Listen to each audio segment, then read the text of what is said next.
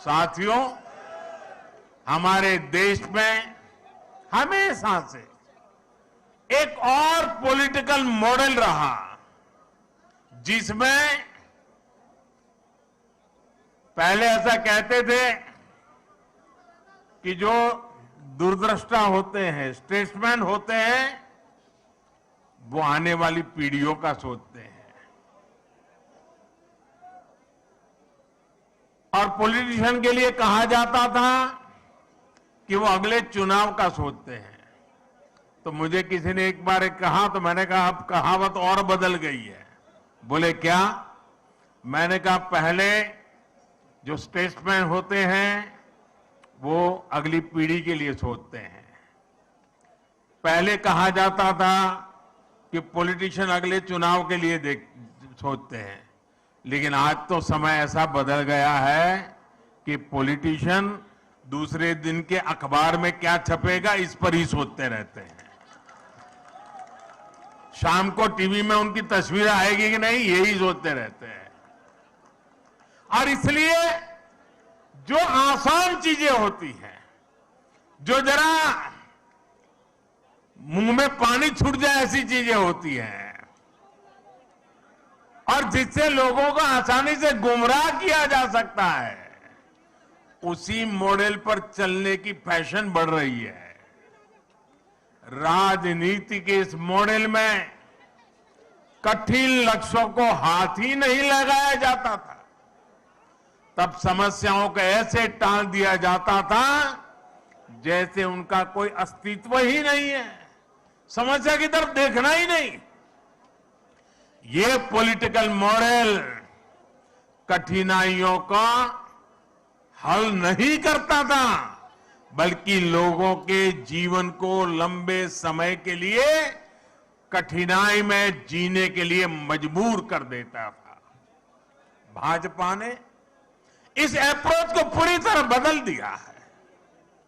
हम सबसे कठिन चीजों को हल करने के लिए कठिन से कठिन मेहनत करते हैं और तमाम मुश्किलों के बावजूद समाधान के जो भी रास्ते मिले उन रास्तों पर चलने का ईमानदारी से प्रयास करते हैं।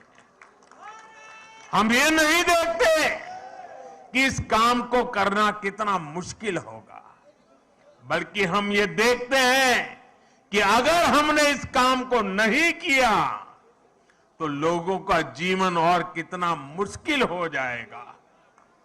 हमें दर्द होता है, हमारी नींद चली जाती है। नॉर्थ ईस्ट का उदाहरण ही हमारे सामने है। आजादी के 7 दशकों बाद भी नॉर्थ ईस्ट के हजारों गांवों तक बिजली नहीं पहुंची थी। साथियों, क्या 21वीं सदी में बिना बिजली की जिंदगी कोई कल्पना कर सकता है? पहले की सरकारों ने देखा कि वहां तक बिजली पहुंचाना कठिन काम है, इसलिए उन गांवों को अंधेरे में छोड़ दिया गया। नॉर्थ ईस्ट के लोगों को घर, पक्के घर, उनको नल से जल, उनके घरों में गैस का कनेक्शन ये उपलब्ध कराने ये पहले की सरकारों के काम की सूची में ही नहीं था, क्योंकि उनके लिए न तो उन क्षेत्रों की परवाह थी और न ही ऐसे कठिन कामों को करने का हौसला था। एयरपोर्ट, हाईवे, रेलवे, ये कनेक्टिविटी नॉर्थ ईस्ट में इन चीजों के विकास को भी कठिन मान लिया गया था। पहले की सरकारें कठिनाइयों से बचती रही और इसकी वजह से हर परियोजना में देरी होती रही। हमने इन परियोजनाओं को पूरा किया और लगातार मेहनत कर रहे हैं। हमारे ऐसे ही प्रयासों की वजह से आज देश पहली बार गरीबी के खिलाफ इतनी मजबूती से लड़ रहा है।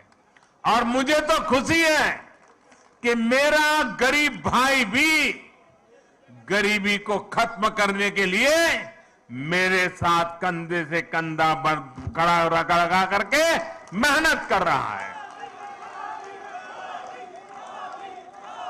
इसलिए आज भारत के विकास और उसकी रफ्तार की तारीफ पूरी दुनिया में हो रही है। हो रही है कि नहीं हो रही है? चारों तरफ गूंज सुनाई दे रही है कि नहीं सुनाई दे रही है?